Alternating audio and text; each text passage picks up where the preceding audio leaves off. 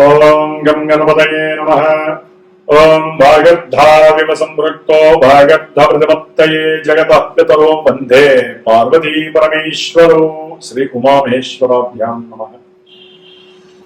ధనుస్సు రాశి వారికి మే మాసంలో ఉన్నటువంటి గ్రహస్థితిని గనక గోచార స్థితిని గమనించినట్లయితే చతుర్థంలో ఉన్నటువంటి అర్ధాష్టమ శని, అర్ధాష్టమ బుధుడు విశేషమైనటువంటి ప్రతికూల భావాలని ప్రసాదిస్తూ విద్యార్థులకి విద్యలో ఆటంకాలని, గృహపరమైనటువంటి ఎవరైనా గనక గృహాల్ని కట్టాలన్నా, భూముల్ని కొనాలన్నా వాటిల్లో విశేషమైనటువంటి నష్టాలని కలగజేస్తూ గృహ కట్టడాలని ముందుకు సాగనీయకుండా ఇబ్బందులు పెట్టే పరిస్థితి, మాతృపరమైనటువంటి అనారోగ్య సమస్యల వలన వీరికి కాస్త ధన నష్టము, సంతానము మాట వినకపోవటము, సంతానపరమైనటువంటి మరి విద్య కోసము, విదేశీయాన విద్య కోసము వీరు ఏదైనా సరే పెట్టుబడులు పెట్టినా కూడా వాటి పరమైనటువంటి ఆర్థిక సంక్షోభాన్ని ఎదుర్కొంటూ గృహంలో మానసిక సౌఖ్యాన్ని కోల్పోవటము, ఆర్థిక పరమైనటువంటి లావాదేవీలలో అర్థం కానటువంటి పరిస్థితి, కుటుంబంలో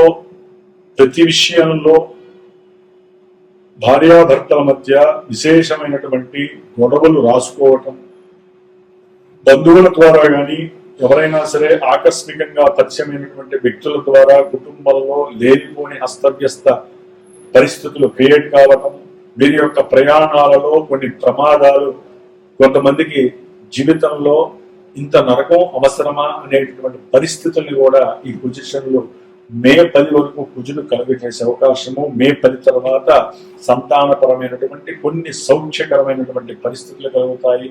కాకపోతే అనారోగ్యపరమైనటువంటి సమస్యలు వీరికి అర్థం కాని ఒక జీవితంలో ఇంతటి పరిస్థితి, గడ్డు పరిస్థితి నేను ఎప్పుడూ అనుభవించలేదు అనేటువంటి అర్ధాష్టమ శని దోషాలు బాగా వీరిని ఇబ్బంది పెడుతూ ఉంటాయి. ఎందుకంటే శని యొక్క దృష్టి వీరికి వ్యాపార స్థానమైనటువంటి కన్యారాశి, కర్మస్థానం మీద, అట్లాగే వీరి యొక్క స్వక్షేత్రం మీద, 6వ స్థానం మీద పట్టణం ద్వారా ఉద్యోగపరమైనటువంటి వ్యవహారాల యందు వీరు స్వయంకృతంగా చేసుకున్నటువంటి కొన్ని లోపాల వలన ఉద్యోగాలు కోల్పోవటం, విపరీతమైనటువంటి అప్పుల బాధ, కుటుంబంలో వీరికి ప్రతిరోజు కూడా సంకటంగా ఉండటం, భార్యాభర్తల మధ్య లేకపోతే వ్యాపార భాగస్వాముల మధ్య లేకపోతే వీరి కెరీర్ పరంగా కానీ వీరికి అస్పష్టత కలగటం, అసలు స్పష్టత ఎప్పుడు వస్తుందనేటువంటి పరిస్థితి వీరికి కలగటం.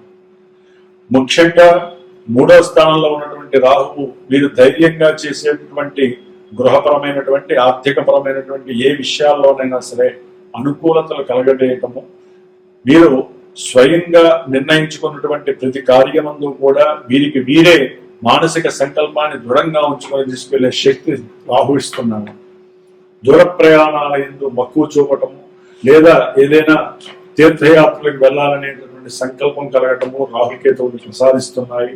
అయితే మే 14 వరకు రవి బుధుడు ఈ యొక్క 5వ స్థానంలో ఉండటం ద్వారా, కుజుడు కూడా ఒక 4-5 రోజులు కలవడం ద్వారా సంతానపరమైనటువంటి ప్రయాణాల యందు వీరికి కాస్త ఆర్థికపరమైనటువంటి నష్టాలు కలగటం, కొంతమందికి వ్యాపారపరమైనటువంటి విషయాలు కానీ లేకపోతే భార్యా సంబంధిత విషయాలలో కొన్ని ఇబ్బందులు కలగటము, దానివల్ల ఇరువురి మధ్య దూరం ఏర్పడేటటువంటి పరిస్థితి, కొన్ని గొడవలకి దారి తీయటము, అన్నదమ్ముల మధ్య తండ్రికి సంబంధించినటువంటి ఆస్తిపాస్తుల విక్రయాదులు లేకపోతే కొనుగోలు విషయాలలో ఎన్నో రకాలైనటువంటి ఆటంకాలు, సమస్యలు, వీరి మధ్య బహుబంధుత్వాలు తెగిపోయే పరిస్థితులు కూడా కనిపిస్తున్నాయి. ఇక్కడ ప్రేమను పెంచుకుంటూ ముందుకు వెళ్ళాలి. మే 15 తర్వాత రవి బుధుడు 6వ స్థానంలోకి వచ్చినప్పుడు చాలా మందికి పోయినటువంటి ఉద్యోగాదుల్లో మళ్ళీ పిలిచి ఉద్యోగాలు ఇవ్వటం, లేకపోతే ప్రయత్నం చేస్తున్న వాళ్ళకి ఉద్యోగాలు రావటం, వ్యాపార భాగస్వాముల మధ్య అనుకూలత ఏర్పడి పెట్టిన పెట్టుబడుల గురించి చక్కగా మాట్లాడుకొని ధన లాభాలను చక్కగా పంచుకునేటటువంటి పరిస్థితి, ఇవన్నీ కూడా రవి బుధులిస్తున్నారు.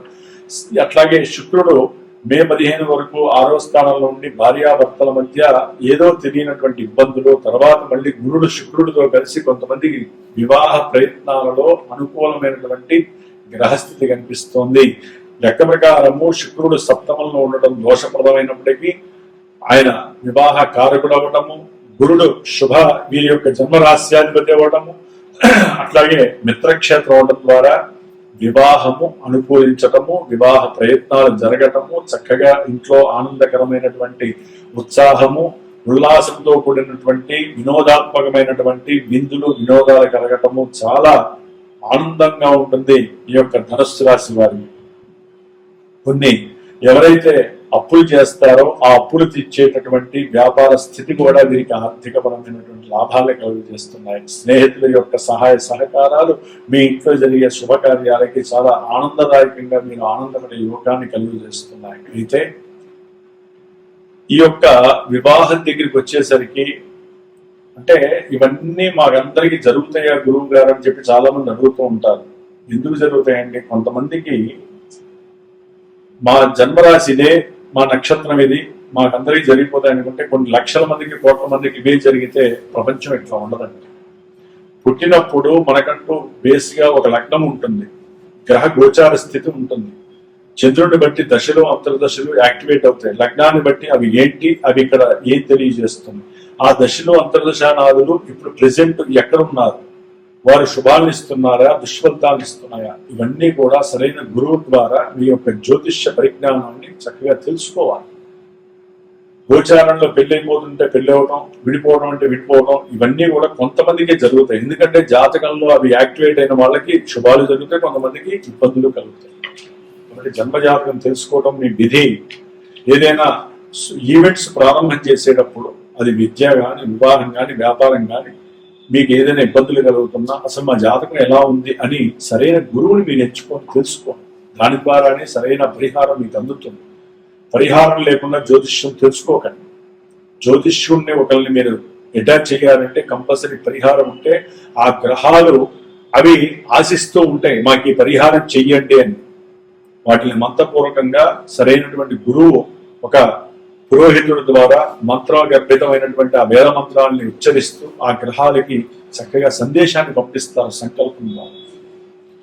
అట్లాగే వివాహం కానటువంటి 27 సంవత్సరాల నుంచి 42 సంవత్సరాలు కలిగినటువంటి వారికి పురుషులకి ముఖ్యంగా జూన్ 2వ తేదీన శ్రీమాత జ్యోతిషాలయ పీఠం తరఫున నా సమక్షంలో హైదరాబాద్ లో ఒక దేవాలయంలో విశేషముగా పురుషులు గనక సంప్రదించినట్లయితే వివాహం కోసం వారి జన్మజాతకంలో ఎన్ని దోషాలైనా ఉండనివ్వండి, ఎన్ని పూజలైనా చేయనివ్వండి, ఎన్ని హోమాలు చేయనివ్వండి, ఈ యొక్క పూజా సంకల్పము జూన్ 2 అధిక జ్యేష్ఠ మాసంలో గురుడు కర్కాటక రాశిలో ఉచ్చస్థితిలో మారుతున్న వేళ అత్యంత శుభాన్ని ఇచ్చేటటువంటి ఈ గ్రహము ఆ రోజున మంగళవారం అవడం, సర్పదోషాలు కుజదోషాలు ఉన్నటువంటి వాళ్ళకి, స్త్రీ దోషాలు శుక్రదోషాలు ఉన్నటువంటి వాళ్ళకి, పితృదోషాలు ఉన్న వాళ్ళకి, పునర్భూ దోషాలు, ఇట్లా ఇన్ని దోషాలు ఉన్నా సరే సుబ్రహ్మణ్య కళ్యాణం వలన అవన్నీ కూడా పటాపంచలైపోతాయి. ఆ రోజున ప్రత్యేకించి సుబ్రహ్మణ్య కళ్యాణం ఆచరిస్తూ ఎవరైతే వస్తారో వారి చేత కూర్చోబెట్టి కన్యా పాశుపత హోమాన్ని ఆచరింపజేస్తూ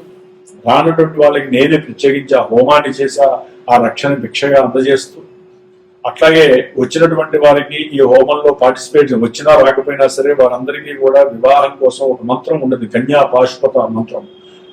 ఆ కన్యకి సంబంధించినటువంటి ఆ మంత్రాన్ని చక్కగా వారికి ఇచ్చి ఆ 45 రోజులు ఎవరైతే ఆ హోమ రక్షణ పెట్టి మంత్రాన్ని చదువుతారో తప్పకుండా వివాహం అవుతుంది శాస్త్రరీత్యా. కాబట్టి ఆ నమ్మకంతో చక్కగా ఆచరించండి.